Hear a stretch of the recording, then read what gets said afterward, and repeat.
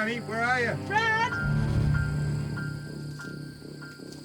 4 members of this young woman's family would never be seen alive again. Inside the house was evidence that would not only lead investigators to the killer, it was a callous, outright murder, but would uncover a secret buried for 3 years. My concern was that if he had in fact got away with it, it resulted in the deaths of the other 4 that should never have occurred. There were questions that needed to be answered. We did it because we had to know. We couldn't establish how it would have happened. It just couldn't have happened the way he said it did. If you look at the skull damage in these, that's not consistent with that. and that, in his mind, was his way of, I suppose, explaining what he'd done. And the further we went, the worse it got for him.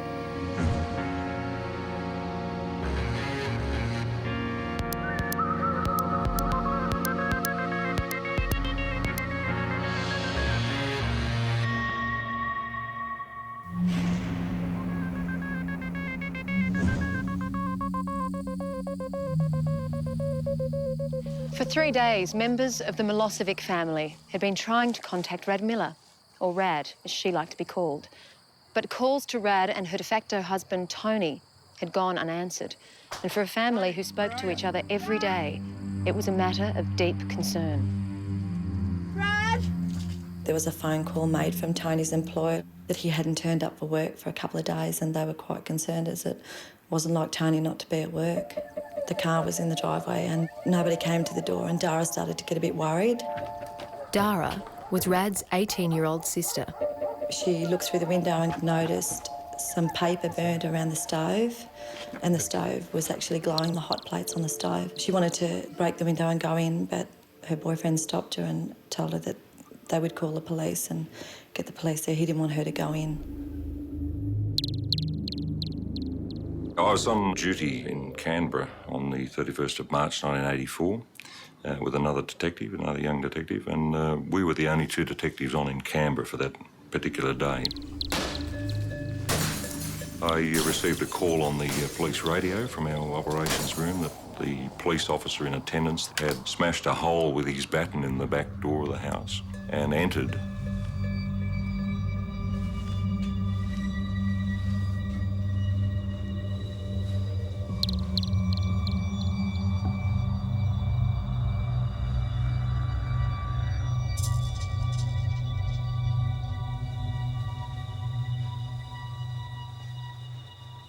There was a strong smell of petrol in the house.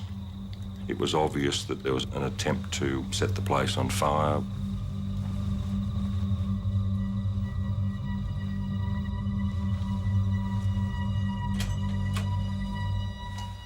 In one of the back bedrooms, there were 3 bodies, 2 adults, male and female, and a small girl. They'd been piled up and they'd been doused in petrol.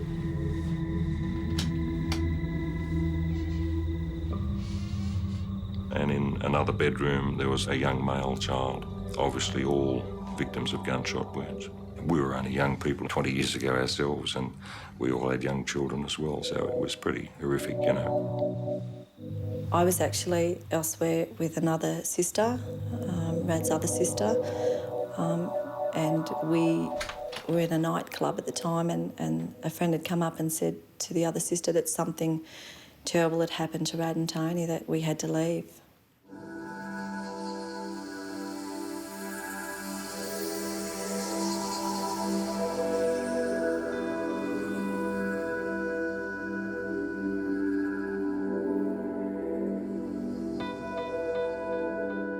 An entire family had been wiped out.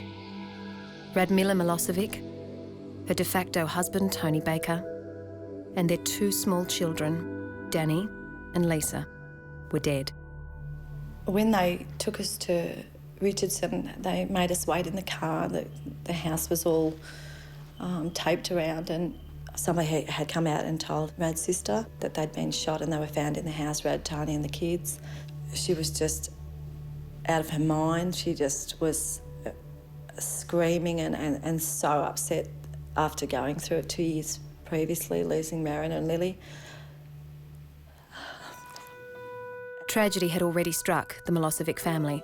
Mariana and Lily, Radmilla's younger sisters, died just before New Year's Eve of 1981 in a car accident. You couldn't comprehend another 4 from the same family, Marion and Lily, and now Rad and Tony and the kids. It was just unbelievable. The surrounding the case, they say, are extremely unusual. The police broke into this house at about 9:30 last night to find the bodies of a young man, a young woman and their 2 small children. The bodies were all in various parts of the house. There was no sign of any struggle, but kerosene had been doused on the walls. There was no break and enter on the house. The house had been locked up. There were no broken windows. It was quite calm as far as that was concerned.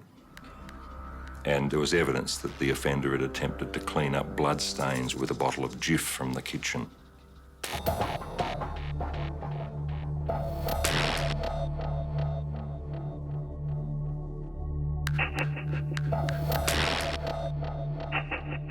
And in their attempts to clean it up, they'd made more of a mess, so that the person just put cushions over the bloodstains and sort of hid things. The murderer also tried to hide his tracks by attempting to set fire to the house. The stove consisted of 2 small hot plates towards the back of the range, and at the front of the range was a sort of a square grill-type hot plate arrangement. And the 2 back hot plates were glowing red hot, but not the front one. The person who turned the stove on had, in their haste, had turned all the knobs the same way, and the hot plate at the front where he'd stuffed newspaper around the grill didn't ignite because the switch was turned in the wrong direction. It was on low instead of high.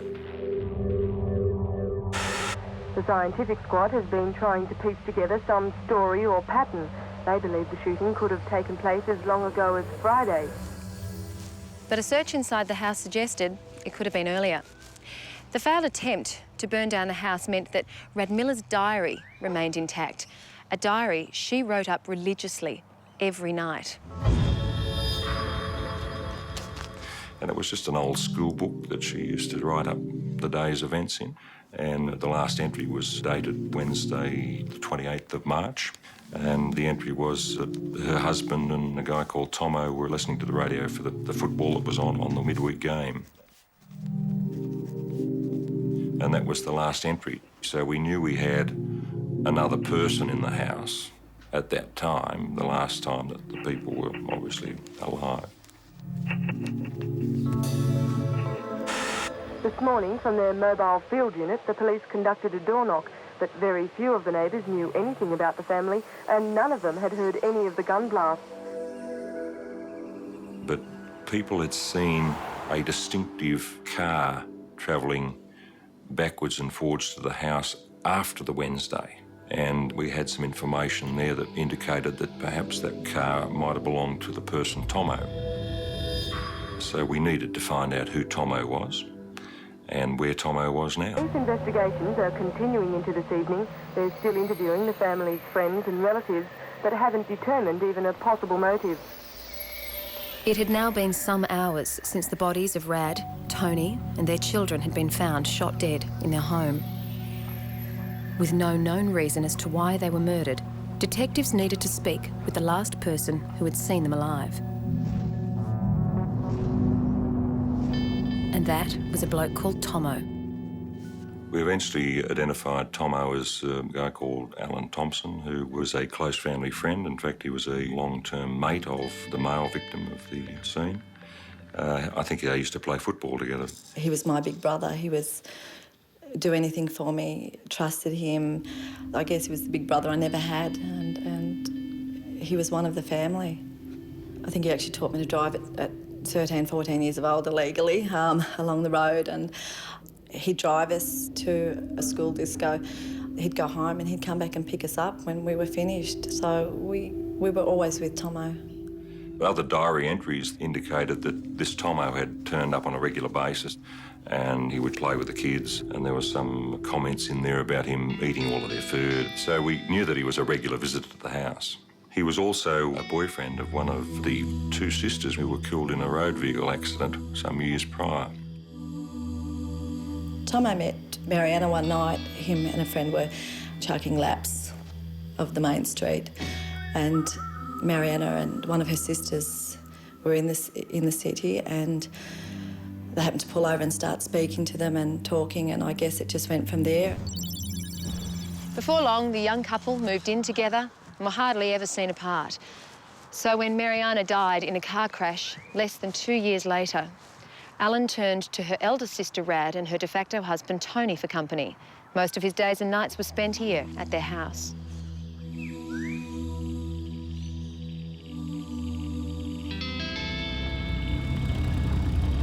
We also established that he owned a motor vehicle similar to the description of the one that the neighbours had told us about, that was coming and going from the premises. So was Tomo a possible suspect, or simply the last person to see his friends alive? My partner and I travelled to Queanbeyan and were actually greeted at the door by Alan. And when I introduced myself and said who I was, I'm the bearer of bad news. I said, I've just come from the house of your friends in Richardson. We found them all dead. At the crime scene, ballistics experts had found spent casings and bullets that indicated the murder weapon was a .22 calibre rifle. He was asked whether he owned a rifle. He took us to a shed in the back of his parents' home, where he unlocked it and produced a .22 rifle. And we came back to Canberra to police headquarters and handed the gun over to our ballistics expert. All right. Check and clear? Great. Thanks, Eric. They took us to the local police station and proceeded to question us on Tomo, asking us if he had guns or if, was there any reason why, we would think that it would be him. And I just said Tomo wouldn't do it, Tomo didn't do it. He wouldn't do something like that.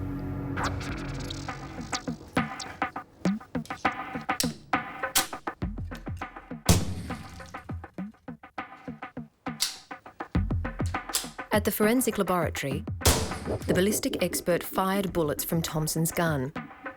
Under the microscope at 20 magnifications, the bullets were then compared to those found at the crime scene to either identify or eliminate the rifle Thompson had given to the police. What we're looking at is a test sample on the left-hand side and the exhibit on the right-hand side, and we're looking for lines that are created by marks that are left on the interior of the barrel and the land itself, and they emboss those particulate marks on the lands. They're a unique set of marks because they're like a ballistic fingerprint, so they're unique only to this one particular firearm, and that allows us to make an identification or an elimination. In this case, we've made an identification.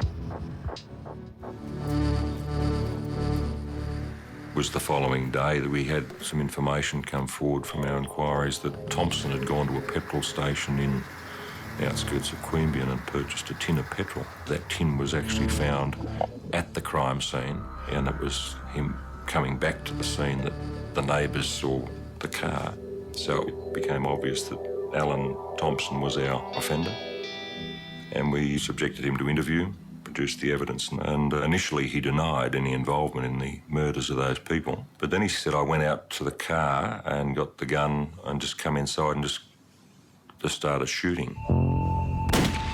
But he said he didn't know what he was doing, he was just randomly firing throughout the house. Well, that didn't match with the scene that the ballistic expert had recreated.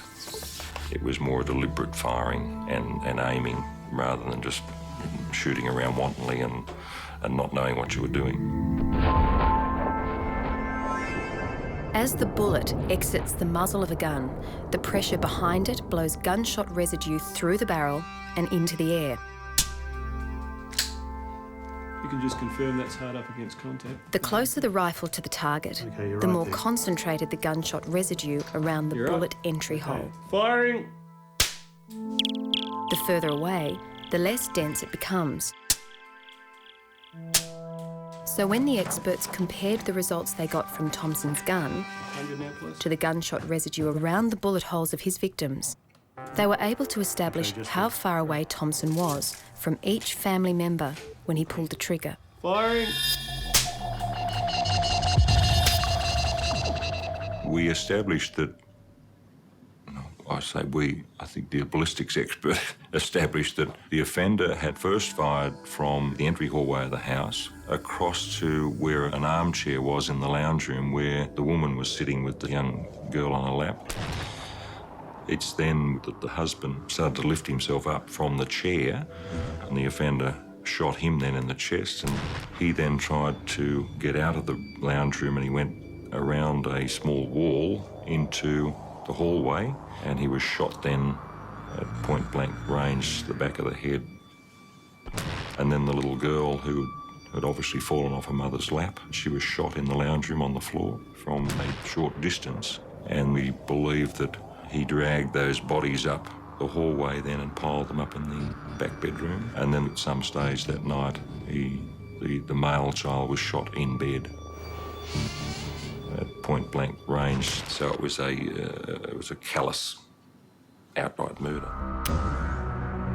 24-year-old Thompson was charged with 4 counts of murder, but pleaded not guilty at the trial. I didn't want to believe that Tomo did it. It was mainly sitting in court and listening to the evidence and the forensic evidence, everything that went with the case.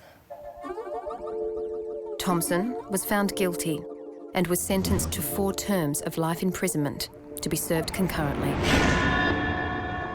And we never ever found out the motive for the murder. But I think following the death of his girlfriend, he sort of attached himself to Rad Miller, and I don't have the qualifications to talk about people and why they do certain things, you know, so I don't know. I just think that there was from what I've seen and from what I've read in her diary, I think that Tomo was a little bit infatuated with Rad Miller for whatever reason, and she was rejecting that advancement. But it wasn't over for Tomo. One policeman had a gut feeling that would likely turn Thompson into one of Australia's worst killers of the time. Going through photo albums in the house, we found newspaper reports involving the deceased 2 sisters who'd been killed some years before in a motor vehicle accident. The 2 girls, aged 14 and 17, died when this car left the road and slammed into a tree.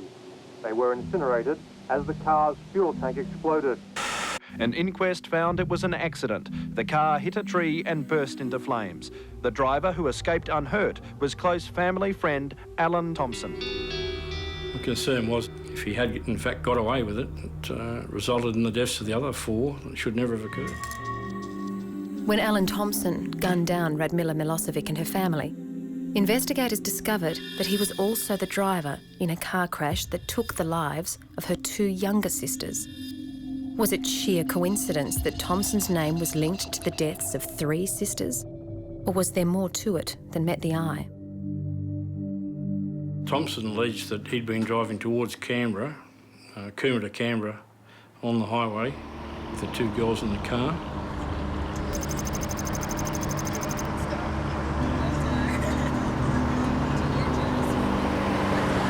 What about the ice cream party? Yeah, I have some ice cream. You didn't get that.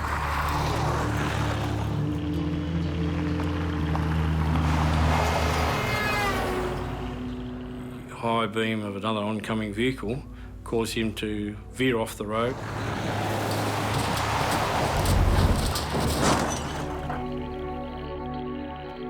He immediately got out of the car, the driver's side. He went to the front of the vehicle and saw flames coming from under the bonnet. He ran around to the left-hand side of the vehicle and attempted to get the girls out of the vehicle.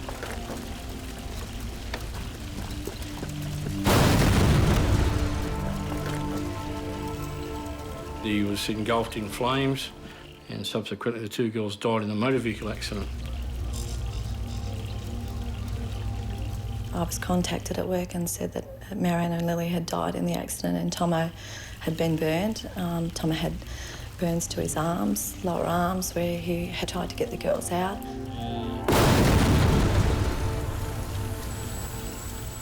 The day of the funeral, he was very withdrawn. He wouldn't speak to anybody. A few of us went up to put our arms around him and he more or less pushed us away and he was just very reserved. He'd sometimes wake up through the night screaming out for Mariana, and we'd We just tried to be there for him.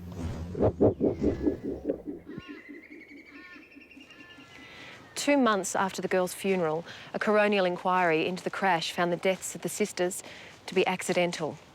But Rick Nines and his partner Tom McQuillan had their doubts. Right, the brief told us that there'd been a motor vehicle accident, simple motor vehicle accident. Looking at the brief, there weren't sufficient answers to say, well, yes, this was a simple motor vehicle accident. There were questions that needed to be answered in order to corroborate his story. We were very fortunate. The accident squad at the time took a lot of photographs of the vehicle accident, and when you looked at the photographs, I was concerned that the damage didn't correlate with the high impact alleged by Thompson at the time. Travelling at the speed that he said he was travelling, one would have thought that there would have been a lot more damage, and there was insufficient damage.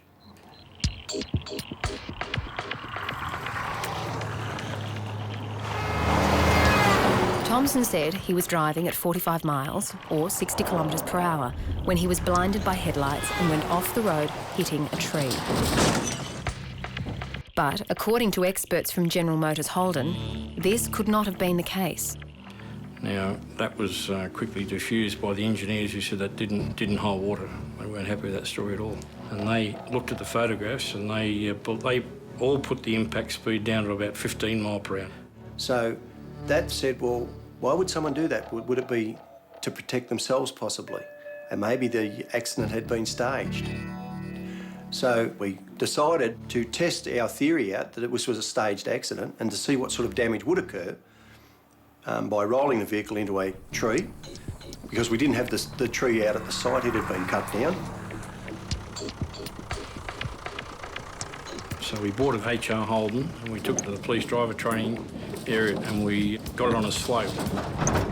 And we marked the distance between a tree that we believe met the dimensions of the tree and the highway, and then we ran the vehicle down towards the tree on a large number of occasions to get the speed right, and the distance had to be spot on to recreate the 15 mile per hour speed on impact. We had it all planned. Everyone had their role. I think my role was to time it from memory.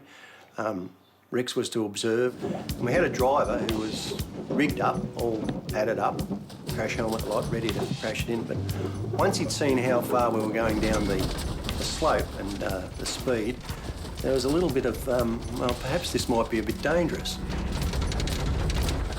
So he sort of reneged, and it was left for volunteers, and the only volunteer left was Rick Nines.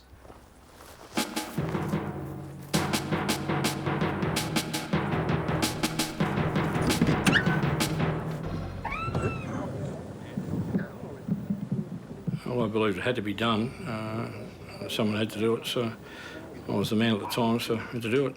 He was placed in the vehicle and sent off on his way and crashed it into the tree. 1, 2, 3, 4, 5, go!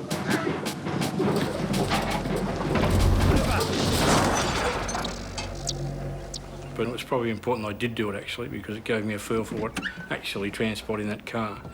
And the impact was not severe at all. You certainly knew you'd hit something, but it wasn't severe enough that you would think two people would die. So I supported very much so that was about the speed the vehicle was travelling when Thompson hit the tree with the two girls in it.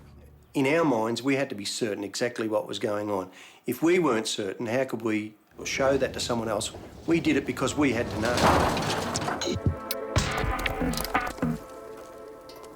But while the similarities between the crash test and the damage to Thompson's car did put a dent in his story, it wasn't anywhere near enough evidence to overturn the original verdict of accidental death. For that, they would need to get answers from an arson expert. Had the car burst into flames, or was it deliberately lit? And they locked me up for a day in a room with the video and the photos and said, we'll be back at 4 o'clock, tell us what you think. When Detective Rick Nines began his journey into whether Thompson's accident was indeed what he claimed, 1, 2, 3, 4, 5, go! he never expected that he'd be putting his own safety on the line.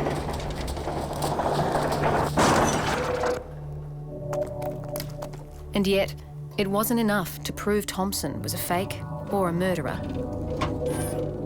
His focus was now on the fire that incinerated the girls and how it really started. The coroner's initial finding was that the fire had started under the bonnet of the car. An explanation for the fire was that there's a spring sitting across the battery to hold it down. It actually had contact with one of the terminals and arced, causing a spark to ignite the fumes under the bonnet. Now, photographs where the vehicle's on the back of a tow truck going away still indicated the headlights are on. Now, that would seem a little bit incongruous if the battery is supposed to have started the fire. If you look at the damage in the engine compartment where the fire was supposedly started, you see some heat damage to the hoses and the wiring, but you don't see any actual burning. A lot of the wiring would be just bare wiring if it did survive at all. You wouldn't have any insulation on the wiring. I'd expect the hoses and the fan belts to be burned away. They would have to for a fire to burn that long to get through the firewall. In fact, there are parts of the firewall that haven't been affected by the fire at all. The damage from the fire seemed to be more inside the vehicle rather than in the motor.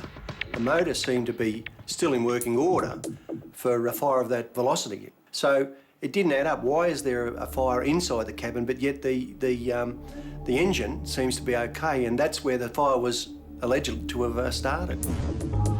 Thompson had alleged that within minutes, seconds of him getting out of the car, the fire had spread from the engine to the passenger compartment. So, to corroborate or reject his story, the detectives decided to replicate the fire. You got the stopwatch going? Thank you, mate, mobile board.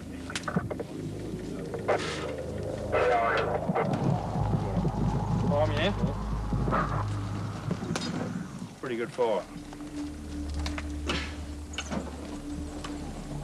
Burning right, that's what we wanted. Starting to drip through now at the bottom and starts to drip. That's got more oxygen food in it too. We initially poured that petrol under the bonnet, what we thought would have been the amount spilled out of a carburetor. There you go, Tom. There you go. 40 seconds. That petrol certainly did ignite after we put flame to the petrol, but it extinguished itself very quickly because it couldn't travel anywhere.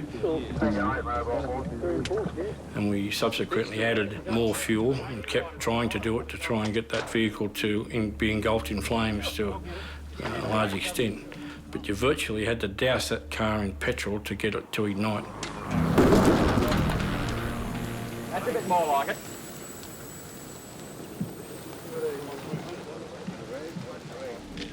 And that took quite an amount to be able to get it through the firewall of the vehicle and into the cabin.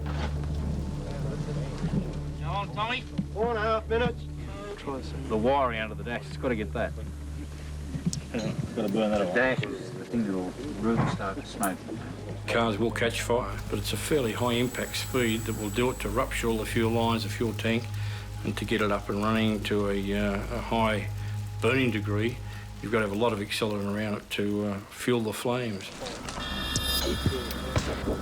15 minutes now. Yeah, 15 minutes. So to support Thompson's story that in fact within a few seconds of the vehicle impacting he had a car totally on fire, but we couldn't establish how it would have happened. It just couldn't have happened the way he said it did. But what we also found was that there would have been time for someone to get out. This was the other thing. That was the reason why the firewall was there. You reckon you get one up inside the car at the 30-minute mark? And by timing it, we thought, well, no, it just doesn't add up. Again, another part of his story, not being able to get in. You should have been able to get in because it took us quite some amount of petrol to be able to say that the cabin would have caught fire. 45 minutes is up. Right.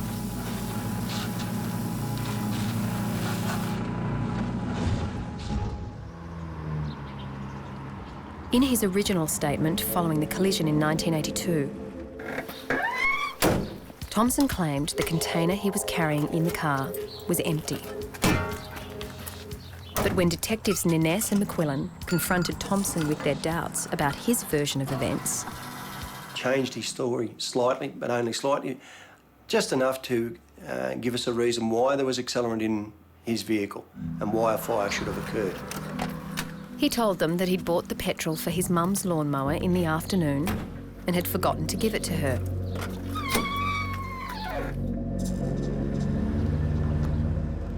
He said it was in the car, it must have fallen over and caught on fire. Thompson didn't say anything at the time because he didn't want to get blamed for firing the car. So, were the detectives barking up the wrong tree? Or were their instincts right? The answer was right under their nose, but they were yet to see it. Alan Thompson initially claimed there was no petrol in his car the night his girlfriend and her younger sister were incinerated in a motor vehicle accident. 3 years later, he changed his story, saying he did have a container of petrol in the car and it must have fallen over. So, had Thompson lied because he didn't want to be blamed for the fire? Or had he perjured himself at the inquest for another reason? If you look at a photo of the tree where the car was wrapped around the tree, you'll see that there's a fire below the level of the vehicle. Now, how could that possibly happen if the fire was in the engine bay? It's more consistent, and the photo actually shows this, of a flammable liquid spill running and burning down through the folds of the metal where the car's been damaged. Obviously, I can't say exactly how much petrol had been used, but what I can say is it would have to be in the order of litres inside and outside. So you're looking at quite a few litres of petrol spread around inside and outside that vehicle. The case was getting stronger and stronger as we went, and we believe we were heading towards a prima facie case against Thompson. But the most damning indication that the accident was a cover-up was hidden among the photos that had papered the walls of the detective's office for the last 6 months. You can look at something for quite a long time and not notice something. And all of a sudden it hit us that looking at the females, we noticed that there was some unexplained fluid escaping from the skull. One of the photographs had a distinct round hole in one of the skulls, and we kept looking at it. Suddenly we become very curious about this hole. If you look at the photos very closely, it's not all that clear, but you can see that there's a lot of damage to the skulls. Now, it is reported both at crematoriums and I believe in the Russian Revolution that you can get skulls exploding in fires. And when that happens, it's mainly because the fire is very quick and very hot. There's tremendous steam pressure builds up in the cranium, and therefore only one thing can happen, the skull will blow open. Now, if you look at the skull damage in these, that's not consistent with that. They look to me like exit wounds of projectiles, in other words, bullets, and at least in one of the skulls, an entry wound that was very strongly suggestive that these two girls have been shot in the head. In the Supreme Court today, the tragic story of 3 Canberra sisters unfolded. The Director of Public Prosecutions, Ian Temby QC, said merely the fact that Thompson had been convicted of the murder of one of the sisters was enough to order a new inquest into the deaths of the other 2. He said such an inquest would allay public disquiet and set the record straight. Mr Temby said new expert evidence contradicted Thompson's version of the crash, how fast he was going and where in the car the fire started. He said Thompson had now admitted he was carrying a container of petrol and previously he'd denied that. Dennis Palmer, for Thompson, said the evidence was not new nor of substance and pointed to the cost of holding a new inquest. The only thing left to do was to exhume the bodies and see if there were any forensic evidence available from the bodies. Now, if Thompson's story is right, there should have been burning or scarring of the larynx inside the bodies and the lungs of the young girls if they were alive, even though they might have been unconscious. Now, we certainly needed that sort of evidence to substantiate a charge to homicide against him.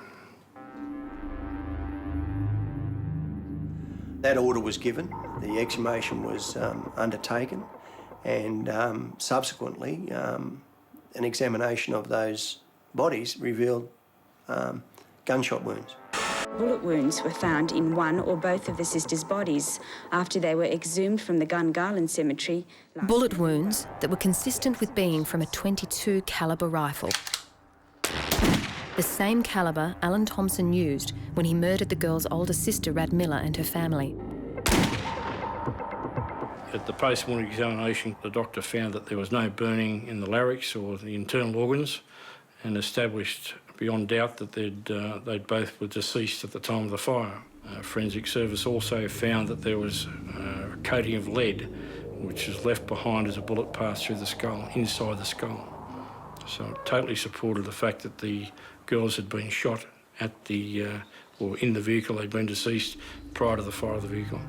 So in fact, by pulling that brief, just as out of mere interest for a start off, it just built, and it became a rolling ball for us. And the further we rolled it, the greater the divergence.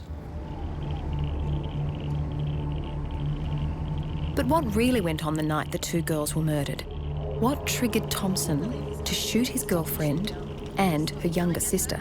Leading up to the accident, Mariana came to work and spoke to her sister. It was basically the only time she really told us that she was scared of him.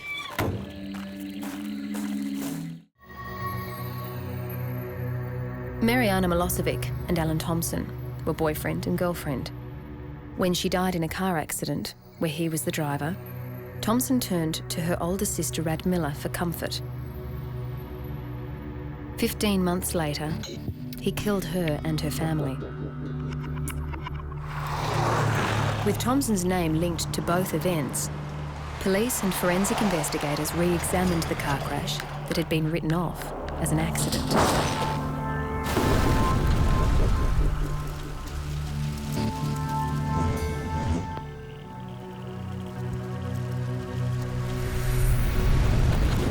Alan Thompson's secret was exposed, and the truth of what really happened that fatal night was finally uncovered.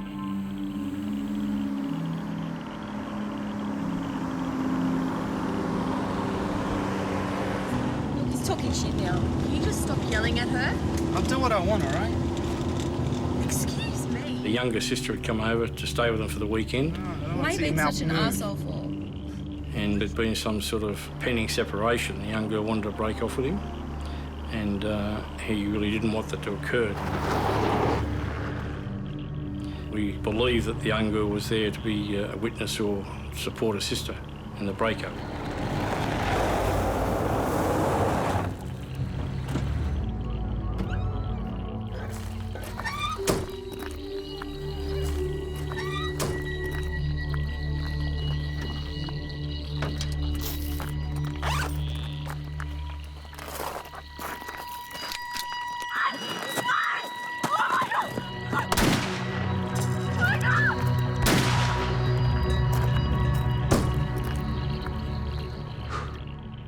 I think he killed the girls in the car because Mariana wanted to leave him.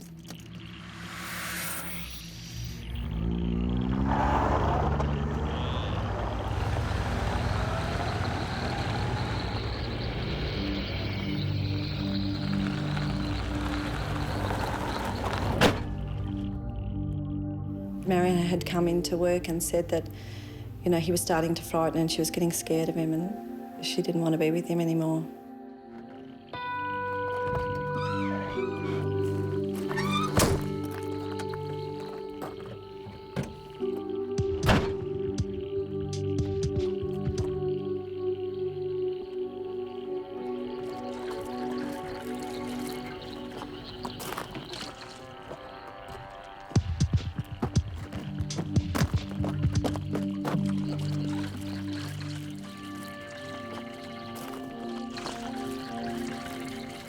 Maybe if he wasn't going to have her, nobody was.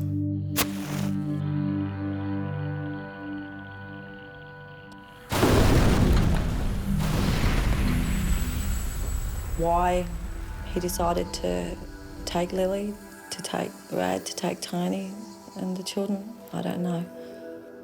Well, there's a definite connection, a modus operandi on what he was doing in both murders.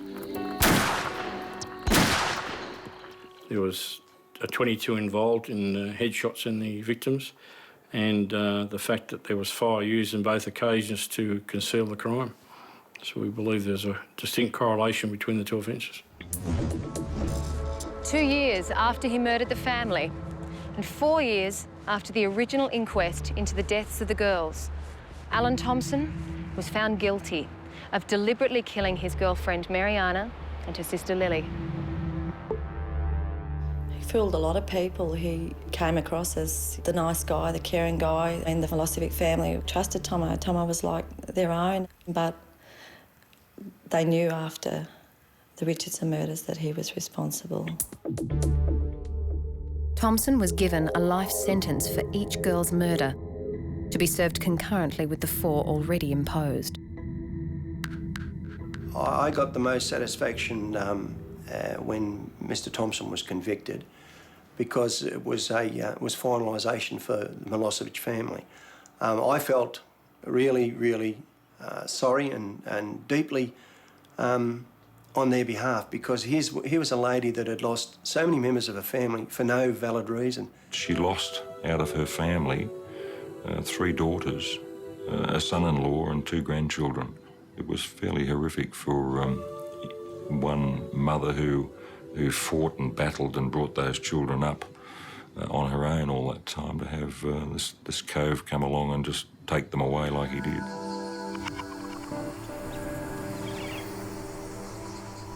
Life for them now is 20-odd years later, it's still like yesterday to them. I mean, I know that there's not a day that goes by that any of them that are left don't think of Rad, Tony, the kids, Lily, Mariana. He's really hurt them and really destroyed their family. My thoughts of Tomo are completely different to my thoughts of when I was a young teenager. I don't like him anymore. I hate him, I guess, as much as they do for what he's done to them. In their own way, the family and Bronwyn have erased Alan Thompson from their lives. Tomo's name was put on Mariana's headstone. It had "Loved by Alan." They believed then that she was very much loved by him and him by her, but the name was removed. It was scratched off. We no longer exist for an eye in our society today, and you can't bring people back, you can't turn the clock back. But I think people in society today like to see those who are involved in those sorts of crimes to be punished. Thompson has been behind bars for the last 20 years and is currently serving his time in a minimum security prison. Hopefully, people like that should never be released back into society. Alan Thompson's a cold fish with no emotion. There is nothing inside of him, I don't believe. Yes, the best description I could give you is just a cold fish.